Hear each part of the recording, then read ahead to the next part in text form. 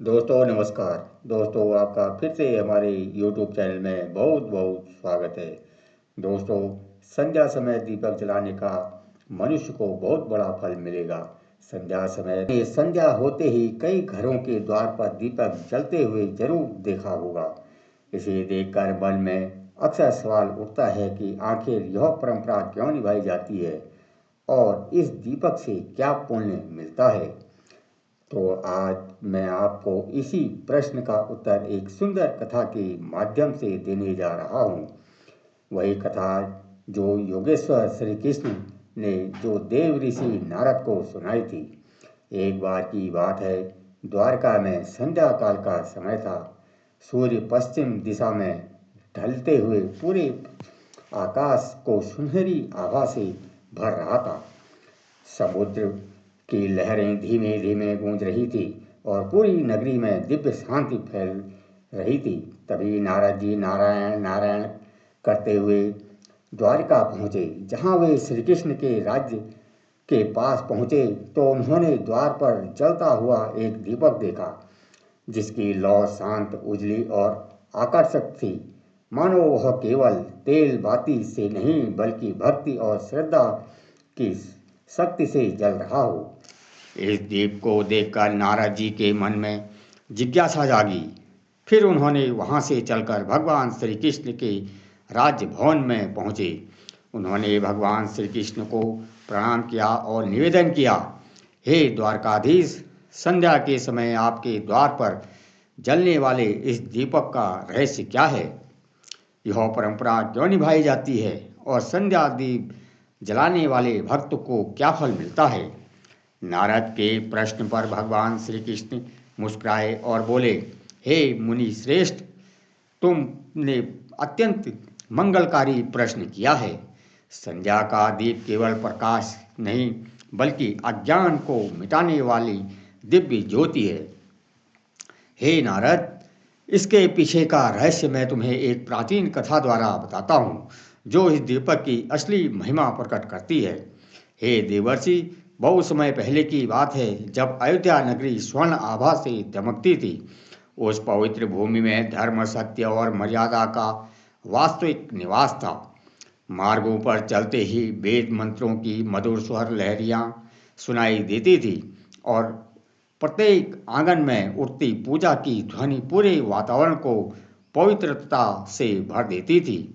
उसी दिव्यता से भरे शहर में एक अत्यंत विद्वान, तपस्वी और धर्मशास्त्रों में प्रवीण ब्राह्मण रहते थे, जिनका नाम था रामेश्वर। उनका जीवन ज्ञान का दीपक था। उसने वेद, उपनिषद, स्मृतियाँ, आरण्य और ब्रह्म सूत्रों का गहन अध्ययन किया था। धर्मशास्त्रों के सूक्ष्म से सूक्ष्म नियम तक उसे कंठस्थ थे। यज्ञ अनुष्ठान और वेद पाठ में उनकी निपुणता इतनी अप्रतिम थी कि अयोध्या के लोग उसे आदर से ब्राह्मण श्रेष्ठ कहकर संबोधित करते थे। परंतु हे देव ऋषि नारद, उस ब्राह्मण रामेश्वर का ज्ञान जितना विशाल था, उतनी ही कमी उसके हृदय में भक्ति की थी। वह पूजा अवश्य करता था, पर वह केवल एक दायित्व या औपचारिक कर्म की तरह ही पूजा करता था। उसके भीतर श्रद्धा की वह कोमलता, प्रेम की वह मधुरता और समर्पण की वह गहराई नहीं थी, जो किसी सच्चे भक्त में होती है। वह शास्त्रों का ज्ञाता था, पर ईश्वर का रसास्वादन नहीं कर पा रहा था। पर उसके घर में यह अभाव उसकी पत्नी, धर्म पत्नी रोशनी पूर्ण करती थी। रोशनी एक पुण्यवती, सती और भक्तिमय नारी थी, मानो उसका जन्म ही भक्ति के लिए हुआ हो। उसका मन प्रत्येक क्षण ईश्वर में रमा रहता था। उसकी आंखों में भक्ति की अश्रुधारा अक्सर चमकती रहती और उसकी वाणी से हर समय भगवान विष्णु के नाम की मधुर गूंज निकलती। अनुशासन का जीवंत रूप थी। प्रतिदिन ब्रह्म मुहूर्त में जब वह पूरा संसार निद्रा में लीन होता, तब वह उठ जाती, ठंडे जल से स्नान करती, स्वच्छ वस्त्र धारण करती और घर के मंदिर में एक दीपक जलाकर अत्यंत श्रद्धा से भगवान विष्णु की आराधना करती। उसके भाव ऐसे पवित्र थे कि उसे देखकर लगता जैसे देवी लक्ष्मी स्वयं उनके हृदय में वास करती हो। सुबह, दोपहर या कोई भी समय रोशनी का मन हर क्षण ईश्वर में ही डूबा रहता था। विशेषकर जब संध्या होती और सूर्य धीरे धीरे अस्थिरता की ओर ढलने लगते, तब उनकी भक्ति और भी तीव्र हो जाती। वह पूरे घर को लिपा पोती कर साफ सुथरा करती, आंगन को ऐसा सजाती मानो कोई देवालय हो। फिर अपने मन को पूर्ण शुद्ध और शांत भाव से द्वार के पास जाती और अपने दोनों हाथों से एक छोटा सा दीपक प्रज्वलित करती। उस दीपक की ज्योति केवल अंधकार नहीं बल्कि जीवन के अज्ञान को हटाती प्रतीत होती थी। दीप जलाकर रोशनी अपने हाथ जोड़ती और प्रार्थना करती, हे प्रभु, यह दीप केवल मेरे घर के लिए नहीं, यह आपके चरणों में मेरी श्रद्धा का प्रकाश है। इसमें मैं अपना समर्पण, अपना भाव और अपनी भक्ति अर्पित करती हूँ। मित्रों, आगे भगवान श्री कृष्ण कहते हैं, हे देव ऋषि नारद, एक दिन संध्या का समय था। रोशनी रोज की तरह आंगन को लीप पोत कर द्वार पर बैठी थी। वह पूरे समर्पण से दीपक तैयार कर रही थी। उसने मिट्टी के छोटे से दीप में तिल और तेल डाला, रुई की बाती रखी और आंखें बंद कर ईश्वर का स्मरण करते हुए दीपक प्रज्वलित किया। ठीक उसी क्षण उनका पति रामेश्वर वहां पहुंचा। रोशनी को देखकर वह उपहास भरे स्वर में बोला, हे प्रिय, तुम यह दीप रोज क्यों जलाती हो? इससे क्या लाभ मिलता है? यह तो तेल का व्यर्थ बर्बादी है। मित्रों, पति के ऐसे कटु शब्द सुनकर रोशनी ने को क्रोध आ गया। ना कोई कठोर उत्तर दिया, वह शांत हो गई और विनम्रता से बोली, हे स्वामी, यह दीप केवल तेल और बाती से नहीं जलता, यह मेरी श्रद्धा से प्रज्वलित होता है। यह मेरे हृदय की भक्ति का चिन्ह है। इससे घर में लक्ष्मी का आगमन होता है और धर्म का प्रकाश फैलता है। उसकी बात सुनकर रामेश्वर, जो अपने ज्ञान और तर्क के अभिमान में डूबा था, मुस्कुराते हुए बोला, हे देवी, यदि यह दीप इतना प्रभावशाली है तो ठीक है, मैं भी देखना चाहता हूँ कि क्या यह तुम्हें किसी संकट से बचा सकता है। मुझे तो यह सब अंधविश्वास ही लगता है। रामेश्वर की यह बात सुनकर रोशनी का मन दुख से भर गया, पर उसने फिर भी संयम नहीं छोड़ा। शांत स्वर में बोली, हे स्वामी, संकट के समय ही भक्ति की असली परीक्षा होती है, और जो भक्ति सच्ची होती है वह हर परीक्षा में सफल होती है। इतना कहकर वो अपने काम में लग गई। दोस्तों, समय अपनी गति से आगे बढ़ता गया, परिस्थितियाँ बदली और फिर एक दिन अचानक ऐसा हुआ जिसने रामेश्वर के जीवन की दिशा ही बदल दी। नगर पर भयंकर अकाल का प्रकोप छा गया। महीनों तक आकाश सूना रहा, बादल आते पर बरसते नहीं थे। खेत सूख गए, तालाबों का जल समाप्त हो गया और धरती फटने लगी। पूरी नगरी भय और त्रास से डूब गई। अनाज के दाम आसमान छूने लगे। भूख से बच्चे रोते चिल्लाते, माता पिता असहाय होकर उन्हें देखते। अकाल इतना विकराल हुआ कि रामेश्वर के घर तक में अन्न की कमी होने लगी। मित्रों, आगे श्री कृष्ण कहते हैं, हे देव ऋषि नारद, वह विपत्ति रामेश्वर के घर को भी नहीं बख्शी। जहाँ कभी यज्ञों का धुआं उड़ता था, वहाँ अब चूल्हा तक ठंडा पड़ा था। मंत्र पाठ की मधुध्वनि अब भूख की कहार में दब चुकी थी। घर में रखा अंतिम दाना तक समाप्त हो गया था और पानी का एक छोटा पात्र भी दुर्लभ हो गया था। रामेश्वर, जो स्वयं को महान ज्ञानी समझता था, अब असहाय खड़ा था। उसके चेहरे पर निराशा की रेखाएं गहरी होती जा रही थी। परंतु इतना सब होने के बावजूद भी रोशनी की आस्था अडिग रही। उसने अपने प्रभु पर विश्वास कभी नहीं छोड़ा।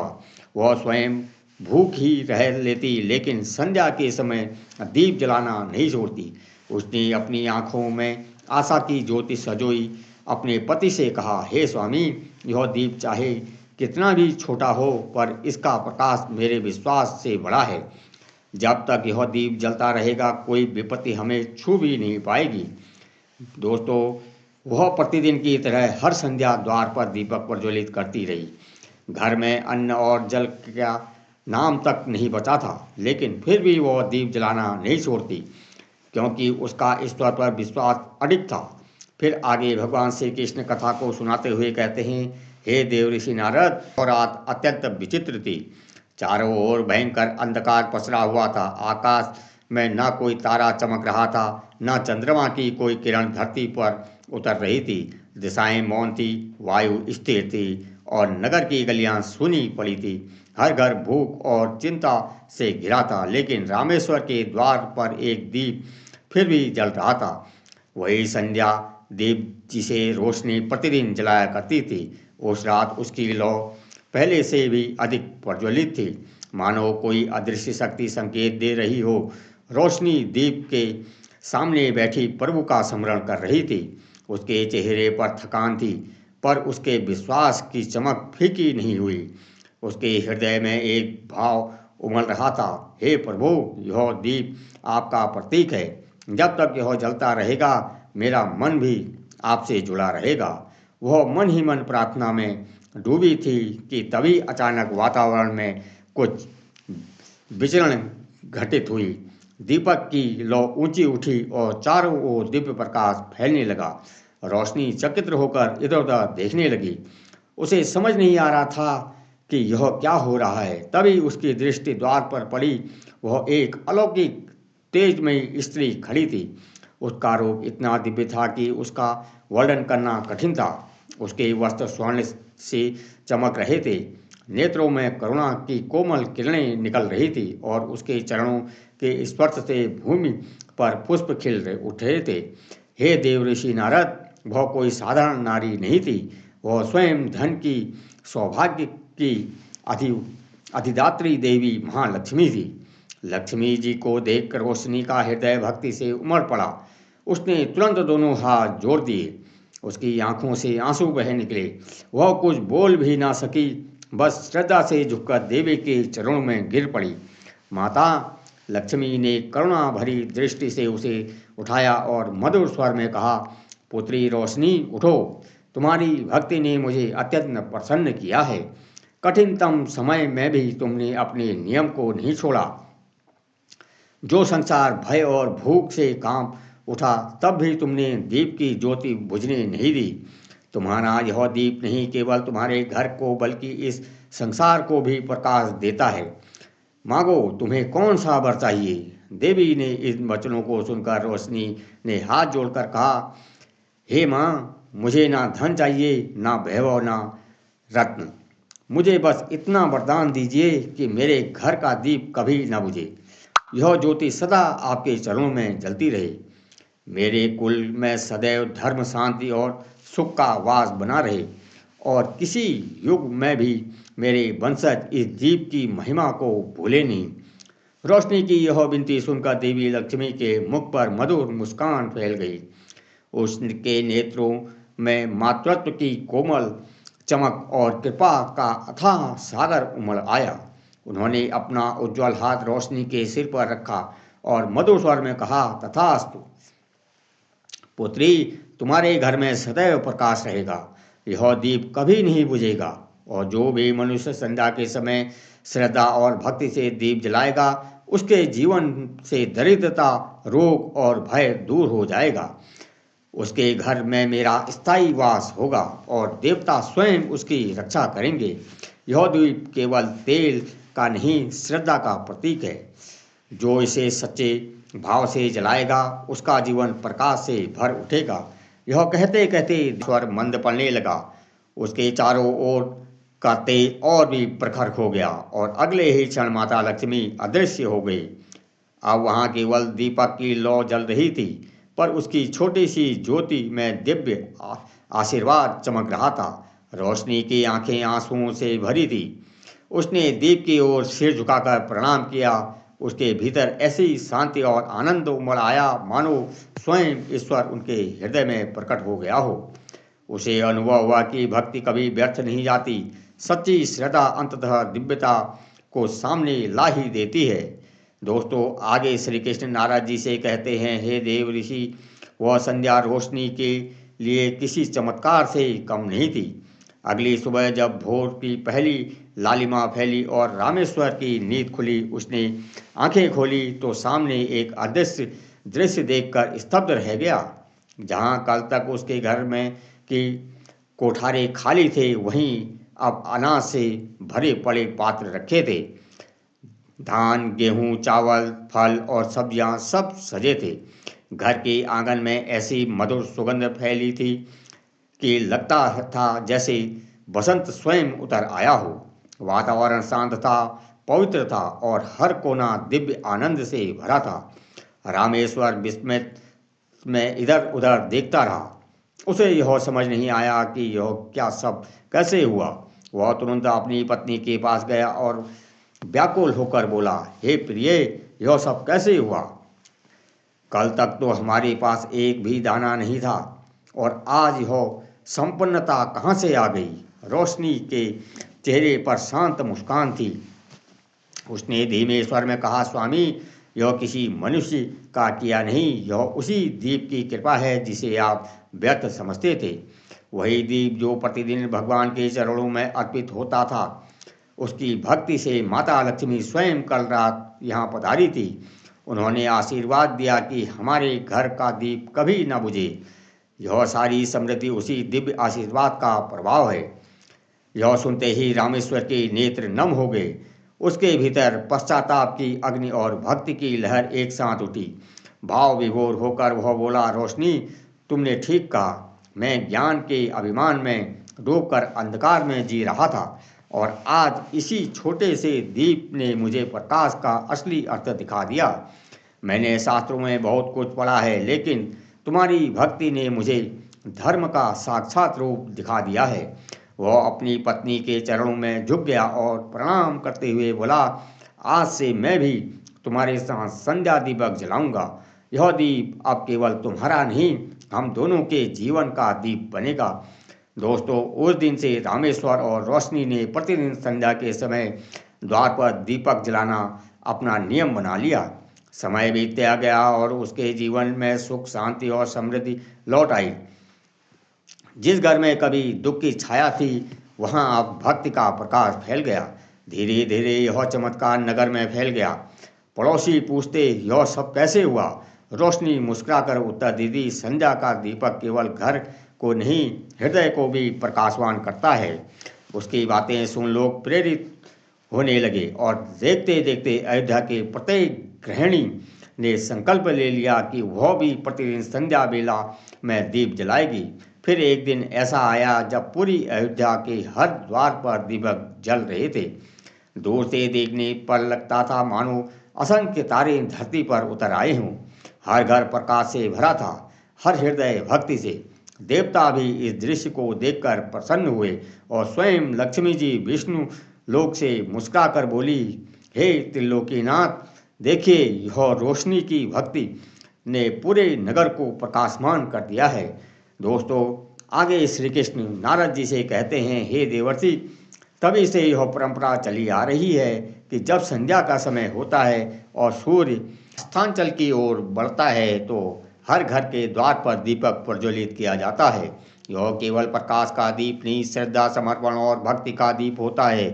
हे ब्रह्मानंद, यह दीप केवल रोशनी नहीं देता, यह धर्म का दीप है। संध्या बेला में श्रद्धा से दीप जलाने वाला व्यक्ति अपने भीतर के अज्ञान, लोभ, क्रोध और मोह को मिटा देता है। यह दीप स्मरण करता है कि अंधकार चाहे कितना भी गहरा हो, एक छोटी सी ज्योति भी उसे परास्त कर सकती है। जिस घर में दीप जलता है वहाँ लक्ष्मी का निवास होता है। वहाँ दरिद्रता, रोग और भय प्रवेश नहीं करते। जो दीप श्रद्धा और द्वार पर जलाया जाता है वह सभी पापों को नाश करता है और नकारात्मक शक्तियों को घर में प्रवेश नहीं करने देता। इससे घर में सुख, शांति और समृद्धि बनी रहती है। भगवान श्री कृष्ण जी की दिव्य कथा सुनकर नारद जी का हृदय भाव विभोर हो उठा। उन्होंने कहा, हे प्रभु, आपके श्रीमुख से यह कथा सुनकर मैं धन्य हो गया हूँ। यह दीप तो केवल प्रकाश नहीं, यह भक्ति का साक्षात स्वरूप है। अब समझ आया कि संध्या दीप का कितना महत्व क्यों है।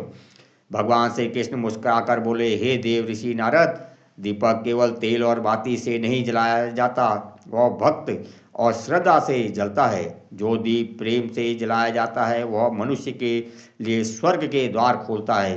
तब नारद जी ने दूसरा प्रश्न पूछा, हे प्रभु, क्या इस दीप को जलाने के कुछ नियम हैं और किन स्त्रियों को इसे नहीं जलाना चाहिए? मित्रों, नारद जी के इस प्रश्न पर भगवान श्री कृष्ण रहस्यमयी मुस्कान के साथ बोले, हे देव ऋषि, जैसे प्रत्येक अनुष्ठान के अपने नियम होते हैं वैसे ही इस दीपक के भी कुछ नियम हैं।